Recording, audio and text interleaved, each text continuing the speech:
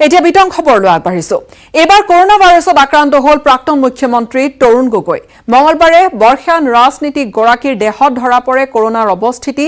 ইফালে কৰোনাত আক্ৰান্ত হোৱাৰ বাবে আগন্তুক বিধানসভাৰ অধিৱেশনত উপস্থিত থাকিব নোৱাৰিব ৭ গৰাকীকৈ বিধায়ক।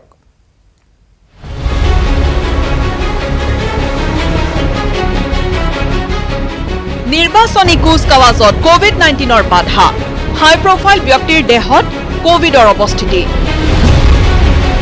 প্ৰাক্তন মুখ্যমন্ত্ৰী তৰুণ গগৈ কোভিড-19 পজিটিভ, আক্ৰান্ত ইজনৰ পিছত সিজন বিধায়ক।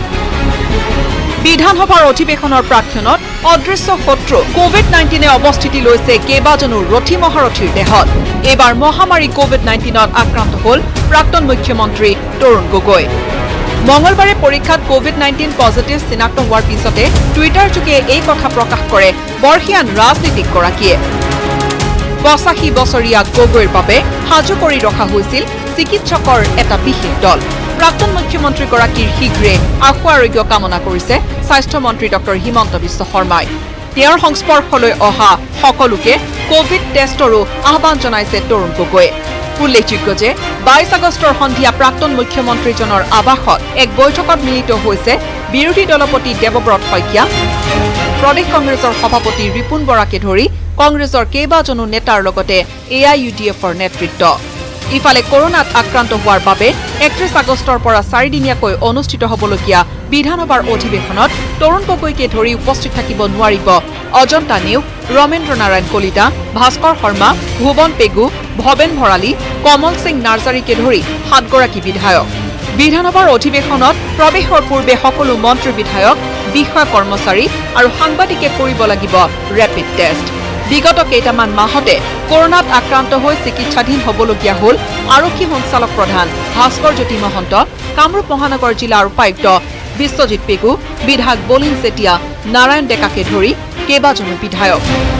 ইফালে মঙলবাৰলৈ অসমত ৯৪,৫৯২ জনলৈ বৃদ্ধি পালে কৰোনা আক্ৰান্ত লোকৰ সংখ্যা। Bureau' report, news 18 Assam north east. আৰু তৰুণ গগৈ কোভিড-19 পজিটিভ সম্পৰ্কে শেহতীয়া খবৰ। প্ৰাক্তন মুখ্যমন্ত্ৰীগৰাকীক GMCHত ভৰ্তি কৰোৱা হৈছে। বিধায়ক আৱাসৰ পৰা স্থানান্তৰ কৰা হ'ল তৰুণ গগৈক। এম্বুলেন্স যোগে গগৈক অনা হৈছে GMCHলৈ। কৰোনাত আক্ৰান্ত হৈ পৰিল ৮৫ বছৰীয়া তৰুণ গগৈ। মঙলবাৰে গগৈৰ দেহত ধৰা পৰিছিল কৰোনাৰ অৱস্থিতি। শেহতীয়াকৈ CWCৰ বৈঠকত গুৱাহাটীৰ পৰাই অংশগ্ৰহণ কৰাৰ সময়ছোৱাৰ পিছৰে পৰা তেওঁ যথেষ্ট অসুস্থ হৈ পৰিছিল আৰু শেহতীয়াকৈ তেওঁ কিছু অসুস্থ বুলি জানিব পৰা গৈছিল আৰু তাৰ পিছতে তেওঁৰ কোভিড টেষ্ট কৰোৱা হৈছিল।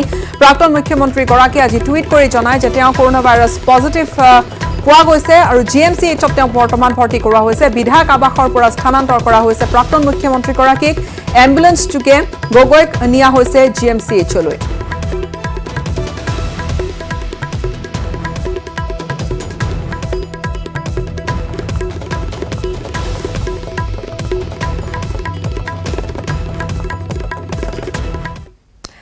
ইফালে কৰোনা মহামাৰীৰ মহা সংক্ৰমণৰ মাজতে ৩১ আগষ্টৰ পৰা আৰম্ভ হ'বলগীয়া অসম বিধানসভাৰ গ্ৰীষ্মকালীন অধিৱেশনৰ বাবে ৰেপিড টেষ্টৰ ব্যৱস্থা কৰিছে বিধানসভা সচিবালয়ে।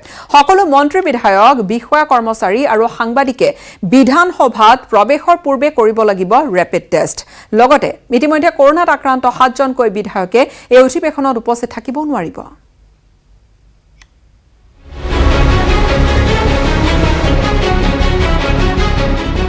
৩১ আগষ্টৰ পৰা অসম বিধানসভাৰ গ্ৰীষ্মকালীন অধিৱেশন ৪ দিনীয়াকৈ অনুষ্ঠিত হ'বলগীয়া এই অধিৱেশনৰ পূৰ্বে কৰোনা মহামাৰীৰ বাবে বিশেষ কাৰ্য ব্যৱস্থা গ্ৰহণ কৰিছে অসম বিধানসভাৰ সচিবালয়ে।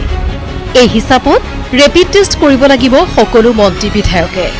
ৰেপিড টেষ্ট কৰিব লাগিব বিষয়া কৰ্মচাৰী আৰু সাংবাদিকে। এই কথা বুধবাৰে সদৰি কৰিলে বিধানসভাৰ প্ৰধান সচিব মৃগেন্দ্ৰ কুমাৰ ডেকাই। ৰেপিড টেষ্টটো আমি অলৰেডি এখন আমি হৈ গৈছে, আমাৰ ইয়াতে হৈছে। তথাপি আমাৰ ছেশ্যন যিহেতু ৩১ তাৰিখৰ পৰা আহিছে, আমাৰ এই অফিচৰ যিমানখিনি আছে মানুহ, আমি তেখেতসকলক আৰু এবাৰ কৰিবৰ কাৰণে আজি এখন আমি চাৰ্কুলাৰ এখন অলৰেডি ইছ্যু কৰিছোঁ। বিধানসভাৰ ভিতৰত প্ৰতিটো দলৰ বিধায়কৰ উপস্থিতি সন্দৰ্ভতো দলসমূহে জনাব লাগিব। সামাজিক দূৰত্ব ৰক্ষাৰ স্বাৰ্থত এই ব্যৱস্থা এইবাৰ বিধানসভাৰ মজিয়াত কৰা হ'ব। লগতে বিভাগীয় প্ৰশ্ন নাথাকিলে মন্ত্ৰীয়ে বিধানসভাৰ মজিয়াত উপস্থিত থকাৰ সলনি নিজ কাৰ্যালয় কক্ষত থকাৰ ব্যৱস্থা কৰিছে বিধানসভাৰ সচিবালয়ে। গোটেই পলিটিকেল পাৰ্টি মানে চবেই আলোচনা কৰি এটা বস্তু ঠিক কৰিছে, প্ৰত্যেক পলিটিকেল পাৰ্টিৰ লিডাৰে কোন কোন মেম্বাৰ হাউচৰ ভিতৰত বহিব তেখেতসকলে ঠিক কৰিব আৰু সমুদায় মানে আমাৰ 50% এটেণ্ডেঞ্চ কৰিব। ইফালে শেহতীয়াকৈ কৰোনাত আক্ৰান্ত হৈছে 7 বিধায়ক। কৰোনাত আক্ৰান্ত হৈছে প্ৰাক্তন মুখ্যমন্ত্ৰী তৰুণ গগৈ। আক্ৰান্ত হৈছে অজন্তা নেওগ, ৰমেন্দ্ৰ নাৰায়ণ কলিতা, ভুৱন পেগু। কৰোনাত আক্ৰান্ত ভৱেন ভৰালী, ভাস্কৰ শৰ্মা আৰু কমল সিং নাৰ্জাৰী। কৰোনা মহামাৰীত আক্ৰান্ত এই 7 বিধায়কে গ্ৰীষ্মকালীন অধিৱেশনত অংশগ্ৰহণ কৰিব নোৱাৰিব। স্বাভাৱিকতে এইবাৰ অধিৱেশন হ'ব কিছু ব্যতিক্ৰম। Biju Kumar Deka report, news 18 Assam north east. ৰাজ্যৰ ৰাজনীতিৰ এটা গৰম খবৰ। অসমৰ ৰাজনীতিত আৰু হয়তো মন্ত্ৰী বিধায়ক ৰূপে দেখা নাযাব পাৰে প্ৰভাৱশালী মন্ত্ৰী ডক্টৰ হিমন্ত বিশ্ব শৰ্মাক। মন্ত্ৰীগৰাকীৰ টুইটৰ পিছতে তোলপাৰ ৰাজ্যৰ ৰাজনীতি।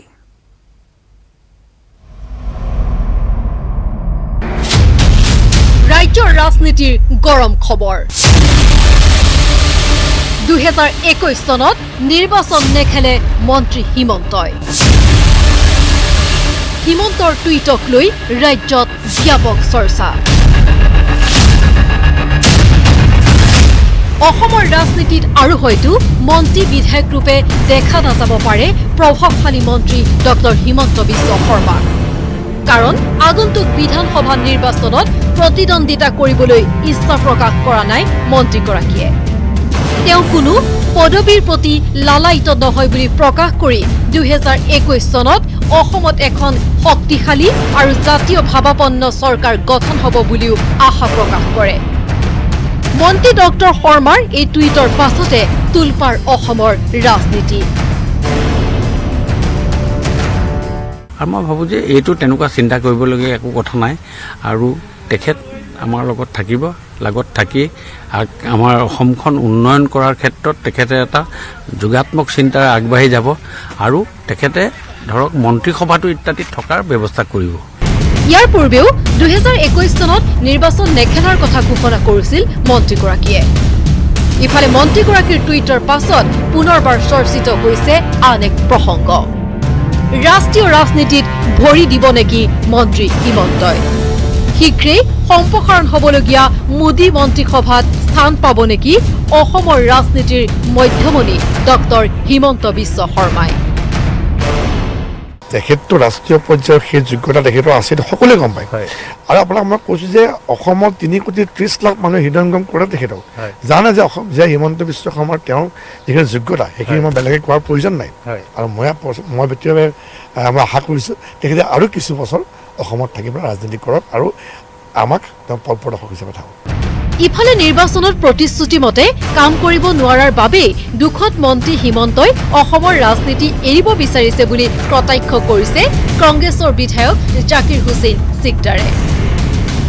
এটা সিদ্ধান্ত লৈছে 21 চনত আমাৰ নিৰ্বাচন ইস্তেহাৰত যি ফাঁকি অসমবাসীক দিছিলোঁ, যাৰ কাৰণে 21 চনৰ নিৰ্বাচনত অসমৰ ৰাইজে আমাক ভোট নিদিয়ে, সেইকাৰণে সততেই অসমবাসীয়ে বা বিভিন্নজনে কোৱা যে যিকোনো ক্ষেত্ৰতেই যুদ্ধত জয়ী হোৱা সেনাপতি হিমন্ত বিশ্ব শৰ্মা 21 চনৰ নিৰ্বাচনত কিন্তু পৰাজিত হ'ব, এই আশংকা কৰিয়েই তেওঁ নিৰ্বাচন নেখেলাৰ সিদ্ধান্ত লৈছে। অৱশ্যে নিৰ্বাচনত প্ৰাৰ্থিত্ব আগ নবহালেও অসমৰ বিজেপি দলৰ হৈ কাম কৰি যোৱাৰ কথাও প্ৰকাশ কৰে মন্ত্ৰীগৰাকীয়ে। 2021 চনত অসমত এখন শক্তিশালী আৰু জাতীয় ভাৱাপন্ন চৰকাৰ গঠন হ'ব বুলিও টুইটযোগে আশা প্ৰকাশ কৰে মন্ত্ৰীগৰাকীয়ে।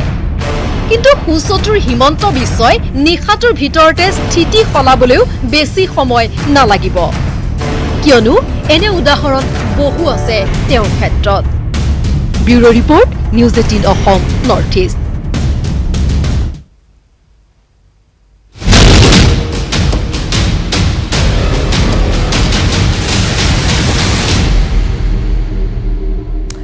অসম গণ পৰিষদত পুনৰ বিভাজন হ'বলৈ গৈ আছে নেকি? দলটোৰ নেতা বিধায়কৰ শেহতীয়া কাম কাজৰ পৰা এনে এক আশংকাই পুনৰ স্পষ্ট হৈ পৰিছে। কাইলৈ অক্টোবৰ কেন্দ্ৰীয় সাধাৰণ পৰিষদৰ বৈঠকৰ ঠিক আগমুহূৰ্তত গুৱাহাটীত দুঠাইত অগপৰ দুখনকৈ পৃথক বৈঠক অনুষ্ঠিত হয়। এপিনে মন্ত্ৰী কলনীত সভাপতি তথা মন্ত্ৰী অতুল বৰাৰ বৈঠক বহিল। অতুল বৰাৰ ঘনিষ্ঠসকল বৈঠকত মিলিত হ'ল আৰু আনপিনে হোটেল লিলিত একাংশ অনুগামীক লগত লৈ বৈঠকত মিলিত হয় প্ৰাক্তন মুখ্যমন্ত্ৰী প্ৰফুল্ল কুমাৰ মহন্ত। কা আন্দোলনৰ সময়ৰে পৰা অতুল বৰাৰ সৈতে সংঘাত অব্যাহত আছে প্ৰফুল্ল কুমাৰ মহন্তৰ। শেহতীয়াকৈ প্ৰফুল্ল কুমাৰ মহন্তই ৰাজ্যৰ বিভিন্ন প্ৰান্তৰ অগপ নেতাকৰ্মী আৰু বিভিন্ন পক্ষৰ ব্যক্তিক সাক্ষাৎ কৰাৰ পৰা অতুল বৰাৰ সৈতে তেওঁৰ দূৰত্ব ক্ৰমাৎ স্পষ্ট হৈ পৰিছে। বিভিন্ন মহলত এনে কথাও চৰ্চিত হৈছে যে প্ৰফুল্ল কুমাৰ মহন্তই হয়তো তেওঁৰ নেতৃত্বত গঠন কৰা অধুনালুপ্ত অসম গণ পৰিষদ প্ৰগতিশীল দলটো পুনৰবাৰ উজ্জীৱিত কৰি তুলিব পাৰে। আজি পৃথকে পৃথকে দুয়ো পক্ষৰ বৈঠকে কেন্দ্ৰীয় সাধাৰণ পৰিষদৰ বৈঠকৰ আগমুহূৰ্তত দলৰ ভেটিত জোকাৰণি নিশ্চয় তুলিছে। উল্লেখযোগ্য যে আজি সন্ধিয়া আমবাৰীৰ অগপৰ কাৰ্যনিৰ্বাহকৰো বৈঠক অনুষ্ঠিত হ'ব।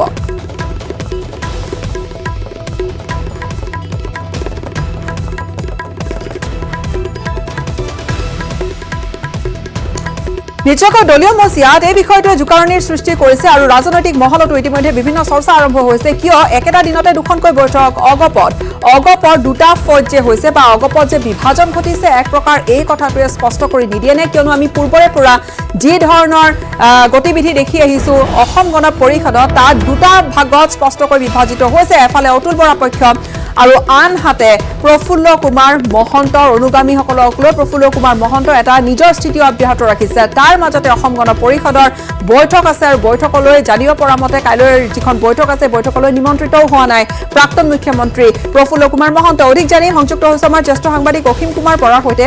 অসীম কুমাৰ বৰা, পুনৰ বিভাজন হ'বলৈ গৈ আছে নেকি? অগপ পুনৰ দুভাগত বিভক্ত হ'বলৈ গৈ আছে নেকি? আচলতে নিৰ্বাচনৰ প্ৰাক মুহূৰ্তত সেই সম্ভাৱনা আমি আছে বুলি ক'ব নোৱাৰো। কিয়নো কাৰণ যদি অগপ আজি বিভাজনৰ ৰাজনীতি কৰে বা প্ৰফুল্ল মহন্ত বা অতুল বৰাই দুইজনে দুইটা পক্ষত থাকি যদি বিভাজনৰ ৰাজনীতি কৰে তেনেহলে সামগ্ৰিকভাৱে দলটোৰে ক্ষতি হ'ব। গতিকে তেনেকুৱা এটা পৰ্যায়লৈ এতিয়াই যাব বুলি ক'ব নোৱাৰি। কিন্তু প্ৰফুল্ল মহন্তৰ সৈতে অতুল বৰা পন্থীৰ যিটো সংঘাত এতিয়া নহয়, বিগত 10 বছৰ ধৰি বা আৰু যোৱা 5 বছৰত অতি বেছি সবল হৈ পৰিছে। আৰু শেহতীয়াকৈ আমি দেখা পাইছো যে যদিও মহন্তই অগপৰ স্থিতিৰ বিপৰীতে গ্ৰহণ কৰি আহিছে বা বিভিন্ন কা আন্দোলন হওক NRC হওক বিভিন্ন প্ৰসংগত প্ৰফুল্ল মহন্তই অগপৰ মূল সুঁতিৰ যিটো ৰাজনীতি বা অগপৰ যিটো নেতৃত্ব তেওঁলোকৰ বিৰুদ্ধে স্থিতি গ্ৰহণ কৰি আহিছে। আৰু শেহতীয়াকৈ ইলেকশ্যনৰ পৰিৱেশ সৃষ্টি হোৱাত বা শেহতীয়াকৈ যি ৰাজনৈতিক মিত্ৰতাৰ কথা আহিছে সেই সম্পৰ্কত প্ৰফুল্ল কুমাৰ মহন্ত অধিক সক্ৰিয় হোৱা আমি দেখিছো। তেওঁ সংবাদ মাধ্যমৰ সন্মুখীন হৈছে, বিভিন্ন ধৰণৰ বৈঠক অনুষ্ঠিত কৰিছে। আৰু যিহেতু আজি আটাইতকৈ গুৰুত্বপূৰ্ণ কথা হৈছে যে আজি 6 বজাৰ পৰা ইতিমধ্যে হয়তো কাৰ্যনিৰ্বাহ অনুষ্ঠিত হৈছে আমবাৰী মুখ্য কাৰ্যালয়ত। আৰু তাৰ কিছু সময় পূৰ্বে লিলিত হোটেলত প্ৰফুল্ল কুমাৰ মহন্ত আৰু তেওঁৰ কিছু সহযোগীয়ে এখন বৈঠক অনুষ্ঠিত কৰিছে, যিটোৱে কিন্তু অগপৰ মাজত থকা যিটো সংঘাত প্ৰফুল্ল মহন্ত পন্থী আৰু অতুল বৰা পন্থীৰ মাজৰ সংঘাত তীব্ৰতৰ কৰি তুলিছে। বা এইটো এটা বেয়া মেছেজ দলীয় কৰ্মীসকললৈ যাব যে নিৰ্বাচনৰ সময়ত দুইটা পক্ষই এটা বিপদজনক ভূমিকা গ্ৰহণ কৰিব। মই নিজেও অতুল বৰাৰ লগত কথা পাতিছিলো বা অগপৰ নেতৃত্বৰ সৈতে কথা পাতিছিলো। তেওঁলোকে গোটেই কথাটোত অসন্তুষ্টি প্ৰকাশ কৰিছে। যদিও প্ৰফুল্ল কুমাৰ মহন্তক তেওঁলোকে কোনো ব্যৱস্থা গ্ৰহণ কৰিব নোৱাৰে বা তেওঁলোকৰ কোনো অনুশাসনমূলক ব্যৱস্থা তেওঁ গ্ৰহণ নকৰে বা কিয় নকৰে সেইটো এটা ডাঙৰ প্ৰশ্ন। বৰং কিছুদিন পূৰ্বে প্ৰফুল্ল কুমাৰ মহন্তই কিছুমান অসন্তুষ্টি প্ৰকাশ কৰাত সভাপতি অতুল বৰা আৰু কাৰ্যকৰী সভাপতি কেশৱ মহন্ত তেওঁ বাসগৃহত উপস্থিত হৈ বিষয়টো মীমাংসা কৰা বুলি ঘোষণা কৰিছিল। কিন্তু ইমানৰ পিছতো আজি আকৌ এই বৈঠকে কিন্তু এটা কথা স্পষ্ট কৰিছে যে এই সংঘাত হয়তো ইলেকশ্যনৰ সময়লৈ অধিক ৰূপ ল'ব বা কিবা এটা নতুন হয়তো অংক আমি দেখিবলৈ পাম। নতুন অংকৰ কথা আপুনি উল্লেখ কৰিছে। প্ৰফুল্ল কুমাৰ মহন্তই ক'ৰবাত নহয় ক'ৰবাত এই চৰ্চা আকৌ আৰম্ভ হৈছে। যিহেতু বৈঠকত মিলিত হৈছে প্ৰফুল্ল কুমাৰ মহন্তই অসম গণ পৰিষদ প্ৰগতিশীল পুনৰবাৰ উজ্জীৱিত কৰি তুলিবলৈ বিচাৰিছে নেকি? এইবাবে প্ৰশ্ন প্ৰাসংগিক হৈ পৰিছে। কিয়নো মাত্ৰ কিছুদিন পূৰ্বৰ ঘটনা য'ত বোকাখাটত গৈ অতুল বৰা সমষ্টিত গৈ জিতেন গগৈ বোকাখাটৰ প্ৰাক্তন বিধায়ক জিতেন গগৈক গৈ সাক্ষাৎ কৰিছিল প্ৰফুল্ল কুমাৰ মহন্তই। নহয় গীতাশ্ৰী, যদিও প্ৰফুল্ল কুমাৰ মহন্তই বিভিন্ন পদক্ষেপ লৈ এটা প্ৰেছাৰ সৃষ্টি কৰিব খুজিছে অগপৰ নেতৃত্বৰ ওপৰত, তেওঁৰ যাতে গ্ৰহণযোগ্যতাটো বৃদ্ধি কৰে বা তেওঁৰ মতামতক যাতে গুৰুত্ব দিয়ে, তেনেকুৱা ধৰণৰ পৰিৱেশ এটাই সৃষ্টি কৰিছে বুলি মই ভাবো। কাৰণ প্ৰফুল্ল কুমাৰ মহন্তই দল ভঙা ৰাজনীতি কৰিব বুলি মই নাভাবো। কিয়নো মহন্তই ইয়াৰ আগতেও নতুন গণ পৰিষদ প্ৰতিষ্ঠা কৰিছিল অগপৰ পৰা আঁতৰি আহি, কিন্তু তাত তেওঁ ৰাজনৈতিকভাৱে বহুত ক্ষতিৰ সন্মুখীন হ'ল আৰু সেই দলক তেওঁ প্ৰতিষ্ঠা কৰিব নোৱাৰিলে। ফলত তেওঁ বিভিন্ন ধৰণৰ আপোচ মীমাংসাৰে আকৌ অগপলৈ ঘূৰি আহিব লগা হ'ল বা সেই দলটোক অগপৰ লগতে চামিল কৰিবলৈ বাধ্য হ'ল। গতিকে প্ৰফুল্ল মহন্তই নিৰ্বাচনৰ আগত এনেকুৱা ধৰণৰ আত্মঘাতী সিদ্ধান্ত বা তেনেকুৱা ধৰণৰ এটা ব্যৱস্থালৈ নাযাব, কাৰণ নতুন দল গঠন কৰি যে প্ৰফুল্ল মহন্তই নিজৰ ৰাজনীতি শক্তিশালী কৰিব পাৰিব মই নাভাবোঁ। কিন্তু নিৰ্বাচনৰ আগত প্ৰফুল্ল কুমাৰ মহন্তই এটা প্ৰেছাৰ সৃষ্টি কৰিব খুজিছে, প্ৰেছাৰ দিব খুজিছে অগপৰ অতুল বৰা গ্ৰুপটোৰ ওপৰত, যাতে তেওঁক আৰু অধিক গুৰুত্ব দিয়ে,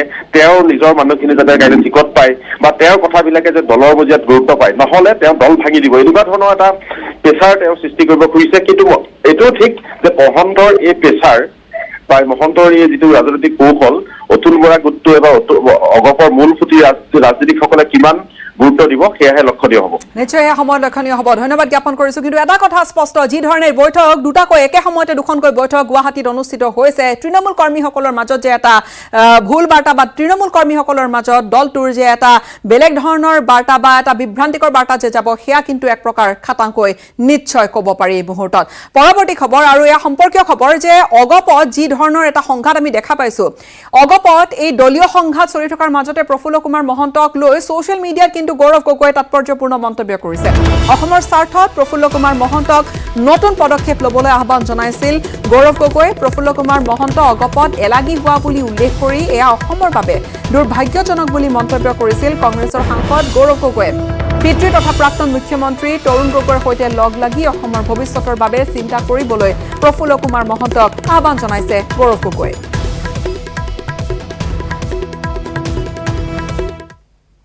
পৰৱৰ্তী বাতৰি। অৱশেষত পিঞ্জৰাবদ্ধ হ'ল মালিগাঁৱৰ আদিংগিৰি পাহাৰত সন্ত্ৰাস সৃষ্টি কৰা প্ৰকাণ্ড নাহৰ ফুটুকিটো। বিগত কিছুদিন ধৰি নাহৰ ফুটুকিটোৱে অঞ্চলটোত চলাই আছিল এক আতংকময় পৰিৱেশ আৰু শুকুৰবাৰে নাহৰ ফুটুকিটোৰ আক্ৰমণত নিহত হৈছিল শিৱম কুমাৰ নামৰ এটি 6 বছৰীয়া কণমানি শিশু। মালিগাঁৱত ট্ৰাক সৃষ্টিকাৰী নাহৰ ফুটুকি। ইতিমধ্যে এটি শিশুৰ প্ৰাণ গ'ল নাহৰ ফুটুকিৰ আক্ৰমণত। অৱশেষত পিঞ্জৰাবদ্ধ হ'ল নৰখাদক। কিছুদিন ধৰি সন্ত্ৰাসৰ সৃষ্টি কৰি অহা নাহৰ ফুটুকিটো অৱশেষত পিঞ্জৰাবদ্ধ হ'ল। প্ৰকাণ্ড নাহৰ ফুটুকিটোৰ বাবে মালিগাঁৱৰ আদংগিৰি অঞ্চলৰ ৰাইজে কটাবলগীয়া হৈছিল বিনিদ্ৰ ৰজনী। শেহতীয়াকৈ যোৱা সপ্তাহৰ শুকুৰবাৰে নাহৰ ফুটুকিটোৱে ঘৰৰ পদূলিৰ পৰা টানি লৈ গৈছিল এটি কণমানি শিশু। পৰৱৰ্তী সময়ত বাঘৰ আক্ৰমণত নিহত হৈছিল শিৱম কুমাৰ নামৰ শিশুটি। পৰৱৰ্তী সময়ত বন বিভাগৰ লোকে আদংগিৰিৰ বিভিন্ন স্থানত পাতিছিল পিঞ্জৰা। এই পিঞ্জৰাতে আবদ্ধ হয় প্ৰকাণ্ড নাহৰ ফুটুকিটো। দিনাখনে মই নিজে আহিছোঁ ৰাতিপুৱা 5:30 বজাৰ পৰা 11:30 বজালৈ ইয়াত এখন পিঞ্জৰাবদ্ধ কৰিবলৈ পিঞ্জৰা এটা সংস্থাপন কৰা হয় আৰু আমাৰ ওপৰলৈ আশীৰ্বাদ আছে, আজি পিঞ্জৰাবদ্ধ হ'ল। পিঞ্জৰাবদ্ধ নাহৰ ফুটুকিটো পিছত ট্ৰেংকুলাইজ কৰি ৰাজ্যিক চিৰিয়াখানালৈ প্ৰেৰণ কৰে। মালিগাঁৱৰ পৰা ধ্ৰুৱজ্যোতি কলিতাৰ report, news 18 Assam north east.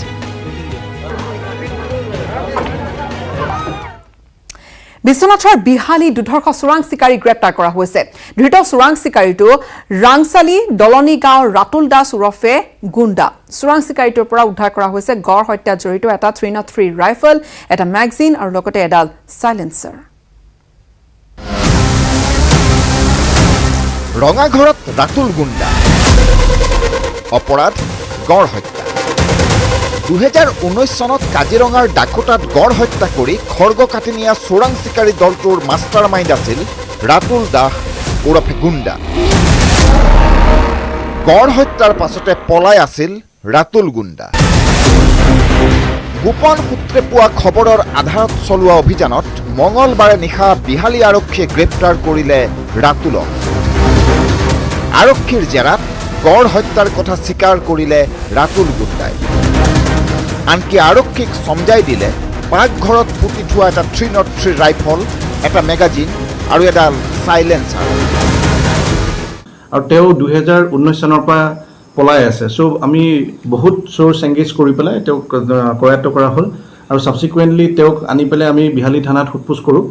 তেওঁ ঘৰৰ ভিতৰত মাটিত এটি আৰ্মছ তেখেতে পুতি থৈছে আৰু সেই অনুযায়ী আমি এভিডেন্স এক্টৰ ছেকশ্যন 27 অনুযায়ী আমি টিমটো তাতে গ'লোঁ আৰু তেওঁ ঘৰৰ পৰা তেওঁ নিজে এই আৰ্মছটো পুতি উলিয়াই দিছে আৰু তেওঁ আমাৰ আগত কনফেছ কৰিছে যে তেওঁ 2019 চনত দাখোটাত কহৰা ৰেঞ্জৰ আণ্ডাৰত যোনটো ৰাইনো পচিং হৈছিলে তাত এই আৰ্মছটো ব্যৱহাৰ হোৱা বুলি কৈছে। কহৰাৰ দাখোটাত গড় হত্যা কৰি কাটি অনা খড়গটোৰ সৈতে নাৱেৰে ব্ৰহ্মপুত্ৰ পাৰ হৈ ৰাতুল এণ্ড কোম্পানীয়ে আত্মগোপন কৰিছিল বিহালী। বটিয়ামাৰী ঘাটৰ পৰা সেই নাওখনো জব্দ কৰি থানালৈ আনিবলৈ সক্ষম হৈছে বিহালী আৰক্ষী। কিন্তু নাও জব্দ কৰিলে যদিও পলাই সাৰিল গৰাকী কৃষ্ণদেৱ শইকীয়া।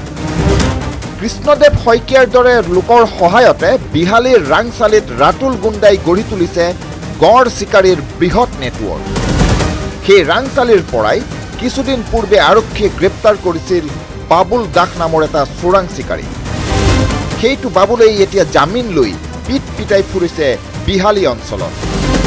এতিয়া প্ৰশ্ন হয়, বাবুলৰ দৰেই মুকলি হৈ আহিব নেকি ৰাতুল গুণ্ডা? পুনৰ টাৰ্গেট কৰিব নেকি কাজিৰঙাৰ অসম গৌৰৱ? বিশ্বনাথ চাৰিআলিৰ পৰা Tushar Hazarika, news 18 Assam north east. CAA আৰু EIA বাতিলৰ দাবীত মঙলবাৰে একজোৰ সমদল বাহিৰ কৰে নাহৰকটীয়া আঞ্চলিক ছাত্ৰ সন্থাই। আছুৰ শ্বহীদ বেদীৰ প্ৰাংগণৰ পৰা বাহিৰ কৰা এই প্ৰতিবাদী সমদলটোৱে সমগ্ৰ নাহৰকটীয়া চহৰখনে পৰিভ্ৰমণ কৰাৰ লগতে বিভিন্ন প্ৰতিবাদী শ্লোগানেৰে শাসকীয় চৰকাৰখনৰ বিৰুদ্ধে তীব্ৰ প্ৰতিবাদ সাব্যস্ত কৰে।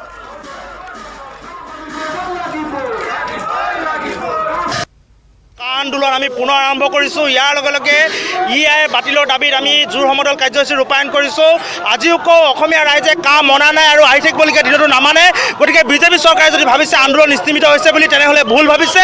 পুনৰ আমি ছাত্ৰ সন্থাই ৰাইজৰ সহযোগত আন্দোলন গঢ়ি তুলিছোঁ আৰু এই আন্দোলন ধাৰাবাহিকভাৱে চলাই যাম যেতিয়ালৈকে কা বাতিল নহয়। গুৱাহাটীৰ কোনো অঞ্চলত 2 দিনৰ বাবে বন্ধ পানী যোগান। সোমবাৰে মহানগৰীৰ পাণবজাৰস্থিত BSNL কাৰ্যালয়ৰ সমীপত শৰণীয়া জলাশয়ৰ পাইপ ফুটি সৃষ্টি হৈছিল কৃত্ৰিম বানপানীৰ আৰু সেই অংশ মেৰামতি কৰাৰ বাবে 26 আৰু 27 আগষ্টত পানী যোগান বন্ধ থাকিব বুলি জাননী জাৰি কৰিছে গুৱাহাটী পৌৰ নিগমে। গুৱাহাটী মহানগৰীৰ খোৱা পানীৰ নাটনি কোনো নতুন কথা নহয়। খোৱা পানীৰ বাবে মহানগৰবাসীৰ সংগ্ৰাম দীৰ্ঘদিনীয়া। বছৰ বছৰ ধৰি অসম্পূৰ্ণ হৈ ৰোৱা পানী যোগান আঁচনিৰ ব্যৱস্থাসমূহেও খোৱা পানী নাটনিৰ অন্যতম কাৰণ হিচাপে বিবেচিত হৈ আহিছে। তেনেস্থলত গুৱাহাটী পৌৰ নিগমে জাৰি কৰিছে এক বিশেষ জাননী। পৌৰ নিগমে জাৰি কৰা জাননী অনুসৰি 26 আৰু 27 আগষ্টত গুৱাহাটী মহানগৰীৰ শৰণীয়া আৰু ইয়াৰ দাঁতি কাষৰীয়া অঞ্চলত বন্ধ থাকিব পানী যোগান। গুৱাহাটী পৌৰ নিগমে জাৰি কৰা এক জাননী অনুসৰি শৰণীয়া আৰু ইয়াৰ ওচৰ চুবুৰীয়া অঞ্চলত 26 আৰু 27 আগষ্টত বন্ধ থাকিব পানী যোগান। পাণবজাৰৰ BSNL কাৰ্যালয়ৰ সমীপৰ এই স্থানত শৰণীয়া জলাশয়ৰ পাইপ ফুটাৰ ফলত এই সিদ্ধান্ত গ্ৰহণ কৰিছে, যাৰ বাবে 2 দিন ধৰি পানী যোগানৰ পৰা বঞ্চিত হ'ব লাগিব শৰণীয়া আৰু ইয়াৰ ওচৰ চুবুৰীয়া অঞ্চলবাসী। সোমবাৰে মহানগৰীৰ পাণবজাৰস্থিত BSNL কাৰ্যালয়ৰ সমীপত শৰণীয়া জলাশয়ৰ পাইপ ফুটি সৃষ্টি হৈছিল কৃত্ৰিম বানৰ। পাইপৰ ফুটা অংশত মঙলবাৰে আবদ্ধ হৈছিল BSNLৰ এখন বাহনো। পৰহি পানী ওলাই আছিল এইপিনেদি, ক'ৰ ফাটিছিল নেকি, ৰাস্তাটো পানী বহুত পানী হৈ গৈছে, বানপানী হোৱাৰ নিচিনা হৈছে। তাৰপিছত পৰহি অহা নাছিলে, তাৰপিছত আকৌ কালি কাম কৰিব আহিছিল। কালি ৰাতিপুৱা এখন গাড়ী সোমাই গৈছিল ইয়াতে। এতিয়া কালিৰ পৰা বন্ধ হৈ আছে এনেকৈ। এই অংশ মেৰামতি কৰাৰ বাবে 26 আৰু 27 আগষ্টত গুৱাহাটী মহানগৰীৰ শৰণীয়া আৰু ইয়াৰ দাঁতি কাষৰীয়া অঞ্চলত পানী যোগান বন্ধ থাকিব বুলি জাননী জাৰি কৰিছে গুৱাহাটী পৌৰ নিগমে, যাৰ বাবে স্বাভাৱিকতে সমস্যাত পৰিছে অঞ্চলবাসী। কেমেৰা পাৰ্চন হিতেশ্বৰ সহযোগত গুঞ্জন কলিতাৰ report, news 18 Assam north east. হুমুনিয়া কাঢ়িছে মৃন্ময় শিল্পীসকলে। পূজা পাৰ্বণ সমাগত, তথাপিতো মৃন্ময় শিল্পীসকলৰ পূৰ্বৰ দৰে নাই কোনো উৎসাহ। পানীত হাঁহ নচৰা অৱস্থা হৈছে ঢেকীয়াজুলিৰ এই মৃৎশিল্পীসকলৰ।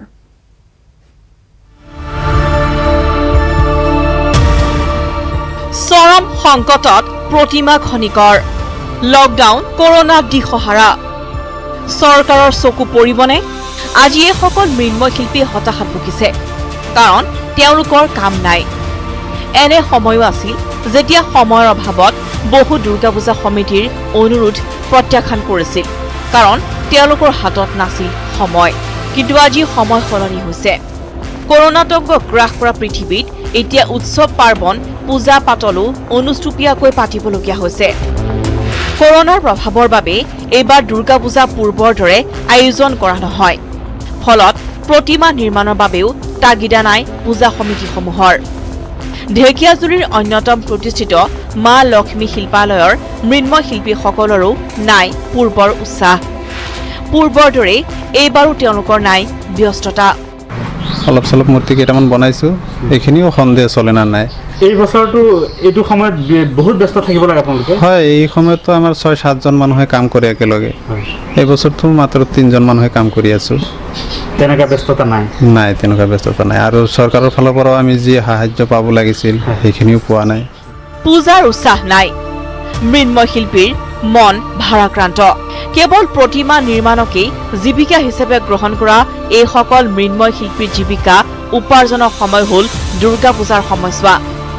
বিশ্বকৰ্মা পূজাৰ পৰা আৰম্ভ কৰি দুৰ্গা পূজা, লক্ষ্মী পূজা, কালী পূজাৰ প্ৰতিমা নিৰ্মাণ কৰি আৰ্থিকভাৱে সচ্ছল হ'বলৈ সক্ষম হৈছিল শিল্পীসকল। কিন্তু এইবাৰ যেন এইসকল শিল্পীৰ বাবেও নামি আহিল অমানিশা। মিছামাৰীৰ পৰা হৰেণ ভূমিজৰ report, news 18 Assam north east. ৰাজ্যত পুনৰ ৰন্ধন গেছৰ চিলিণ্ডাৰ নাটনি হোৱাৰ আছে পূৰ্ণ সম্ভাৱনা। কাইলৈৰ পৰা অনিৰ্দিষ্ট কাললৈ বন্ধ থাকিব উত্তৰ পূবৰ আটাইকেইটা ৰন্ধন গেছৰ চিলিণ্ডাৰ প্ৰকল্প।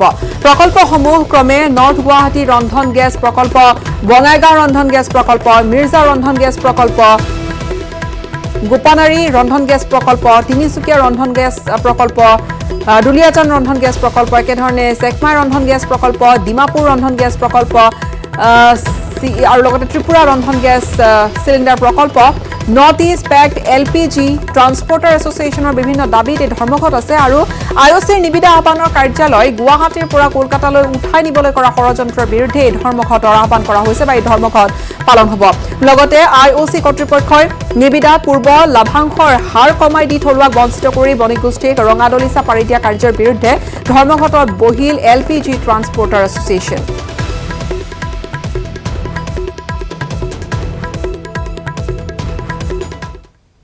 এফালে ৰাজ্যত একাংশ শিল্পীৰ কংগ্ৰেছত যোগদান, আনহাতে অসম প্ৰদেশ কংগ্ৰেছ কমিটিৰ সভাপতি ৰিপুণ বৰাৰ গৃহ সমষ্টি গহপুৰতে কংগ্ৰেছৰ খহনীয়া। নিৰ্বাচন চমু চাপি অহাৰ লগে লগে নিজ সমষ্টি গহপুৰতে ৰিপুণ বৰাৰ আৰম্ভণি হৈছে খহনীয়া। এফালে কংগ্ৰেছ AIUDFৰ মিত্ৰতা, আনফালে সভাপতিৰ ভেটিত খহনীয়া। গহপুৰত বহু কংগ্ৰেছ নেতা পালি নেতাৰ পদত্যাগ। AIUDFৰে মিত্ৰতাৰ পাছত আত্মবিশ্বাস বৃদ্ধি পোৱা প্ৰদেশ কংগ্ৰেছৰ সভাপতি ৰিপুণ বৰাই উজুতি খালে গৃহ সমষ্টি গহপুৰত। একানত বৰাৰ শুৱে বাৱে থকা নেতা পালি নেতাই ত্যাগ কৰিলে কংগ্ৰেছ। পদত্যাগী নেতাৰ তালিকাত ছয়দুৱাৰ ব্লক কংগ্ৰেছৰ সম্পাদক ইন্দ্ৰ কুমাৰ ছেত্ৰী, NSUৰ সভাপতি নৱজিৎ ভূঞা, NSUৰ প্ৰাক্তন সাধাৰণ সম্পাদক মিণ্টু মহন্তকে ধৰি বহু নেতা কৰ্মী। গহপুৰ সমষ্টিৰ IT চেলৰ কোৰ্ডিনেটৰ মেম্বাৰ হিচাপে আছিলোঁ, কিন্তু মই যোৱা 2019 চনতো মই গহপুৰ সমষ্টি আপোনাৰ NSY জেনেৰেল ছেক্ৰেটাৰী হিচাপে আছিলোঁ। কিন্তু তেওঁলোকৰ কোনো স্পষ্ট বাদ নোহোৱাৰ কাৰণে মই আজি কংগ্ৰেছ দল পদত্যাগ কৰি আহিবলগীয়া হৈছে। আৰু মই বৰ্তমান সমাজৰত্ন গোপাল শইকীয়া ডাঙৰৰ লগত যোগদান দিছোঁ আৰু তেখেতে অনাগত দিনত যি ডিচিশ্যন লয় সেই ডিচিশ্যনৰ মতে মই কাম কৰি যাম। কিন্তু হঠাৎ কিয় কংগ্ৰেছ ত্যাগ কৰিলে গহপুৰৰ এইকেইজন নেতা কৰ্মীয়ে? AIUDFৰে মিত্ৰতাৰ বিৰোধিতা নে ইয়াৰ আঁৰত আছে আন কিবা? পোনপটীয়াকৈ এই প্ৰশ্নৰ উত্তৰ নিদি ব্যক্তিগত অসুবিধাৰ দোহাই দিলে পদত্যাগী নেতাই। গহপুৰ সমষ্টি NSY সভাপতি হিচাপে বিগত 4 বছৰ ধৰি কাম কৰি আহিছিলোঁ। আজি কিছুমান ব্যক্তিগত সমস্যাৰ বাবে মই সমষ্টি NSY পদটো অব্যাহতি দিছোঁ। কংগ্ৰেছ এৰি পোনে পোনে নেতা পালি নেতাসকল উপস্থিত হ'ল গোপাল শইকীয়াৰ পদূলিত। কিন্তু কোন এই গোপাল শইকীয়া? এসময়ৰ গহপুৰৰ BJP বিধায়ক উৎপল বৰাৰ সোঁহাত আছিল এইজন গোপাল শইকীয়া। কংগ্ৰেছৰ পদত্যাগী নেতা কৰ্মীয়ে বিধায়ক উৎপল বৰাৰ কাষ নাচাপি গোপাল শইকীয়াৰ ওচৰত শৰণ লোৱা ঘটনায়ো দিছে বিশেষ ইংগিত ফাট মেলিছে নেকি গহপুৰ বিজেপি ৰিপৰ্ট কাৰ্ড বেয়া হোৱা বাবে টিকট হেৰুৱাব নেকি উৎপল বৰাই গহপুৰৰ পৰা গোপাল শইকীয়াই পাব নেকি বিজেপিৰ টিকট কংগ্ৰেছ আৰু বিজেপিৰ ভিতৰ চৰাত চলি থকা ঘটনা প্ৰবাহে গৰম কৰিছে গহপুৰৰ ৰাজনীতি গহপুৰৰ পৰা Palash Phukan news 18 Assam north east ধাৰাবাহিক বাতৰিৰ পিছতো গা লৰা নাই মহানগৰ প্ৰশাসনৰ কৰোনা ভয়াৱহতালৈ পিঠি দিয়ে লাচিত নগৰৰ আধাৰ কেন্দ্ৰত ধাৰাবাহিকভাৱে অব্যাহত আছে ব্যাপক ভিৰ আধাৰ কাৰ্ডৰ বাবে পুৱতি নিশাৰে পৰা কেন্দ্ৰৰ সন্মুখত পাতিলে বহুজনে দীঘলীয়া শাৰী